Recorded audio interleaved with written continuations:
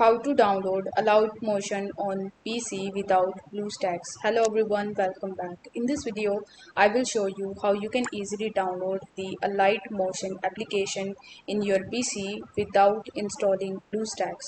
So in order to do it, you can use any other alternatives of Bluestacks, like you can use Nox Player. So in order to download it, you just have to go to their official website. There you just have to click on the install button and the Nox player will be started downloading in your PC. Once it is installed successfully, you just have to log in into your Google account into it.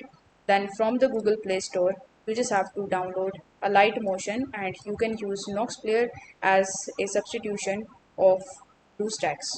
In addition to it, you can use MEMU Play or you can even use LD Player. Among these, in my opinion, LD Player is the best. So you can go to their official website and you simply need to download it in your device. Then you just have to install it and you just have to log in into your Google Play Store, and from there you can download and start using Alight Motion. I hope the video was helpful, and if it was, then don't forget to like the video and subscribe to the channel. Thank you so much for watching.